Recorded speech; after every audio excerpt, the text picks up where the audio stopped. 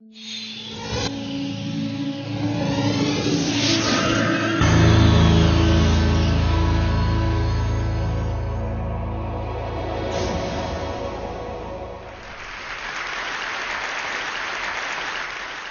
imagine a big explosion as you climb through 3,000 feet.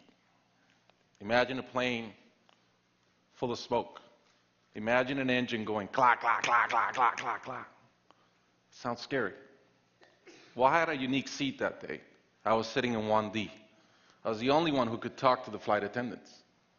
So I looked at them right away, and they said, no problem. We probably hit some birds.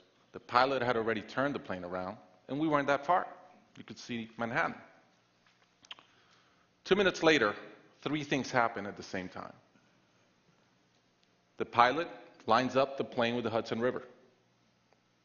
It's usually not the route. He turns off the engines. Now imagine being on a plane with no sound. And then he says 3 words, as unemotional 3 words as I've ever heard. He says, brace for impact.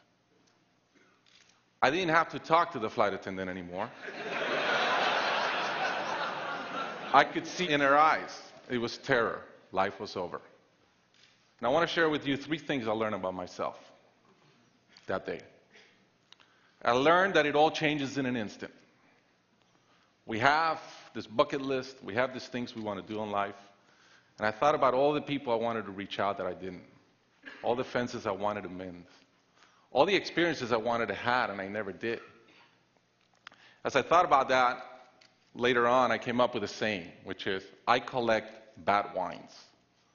Because if the wine is ready and the person is there, I'm opening it. I no longer want to postpone anything in life. And that urgency, that purpose has really changed my life.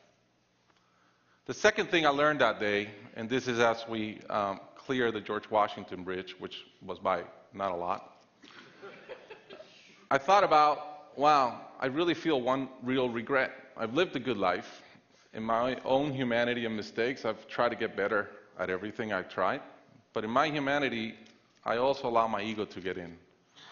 And I regretted the time I wasted in things that did not matter with people that matter. And I thought about my relationship with my wife, with my friends, with people. And after, as I reflected on that, I decided to eliminate negative energy from my life. It's not perfect. It's a lot better. I've not had a fight with my wife in 2 years. It feels great. I'm no longer trying to be right. I choose to be happy.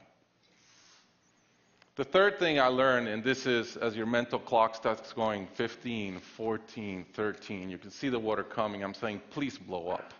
Right? I don't want this thing to break in 20 pieces like you've seen in those documentaries. And as we're coming down, I had a sense of, wow, dying is not scary. It's almost like we've been preparing for it our whole lives. But it was very sad. I didn't want to go. I love my life. And that sadness really framed in one thought, which is, I only wish for one thing. I only wish I could see my kids grow up. About a month later, I was in a performance by my daughter, first grader, not much artistic talent, yet. And I'm bawling, I'm crying like a little kid. And it made all the sense in the world to me.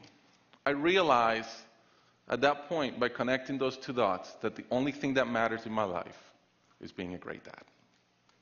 Above all, the only goal I have in life is to be a good dad. I was given the gift of a miracle, of not dying that day. I was given another gift, which was to be able to see into the future and come back and live differently. I challenge you guys that are flying today. Imagine the same thing happens on your plane, and please don't. But imagine, and how would you change? What would you get done that you're waiting to get done because you think you'll be here forever? How would you change your relationships and the negative energy in them? And more than anything, are you being the best parent you can? Thank you.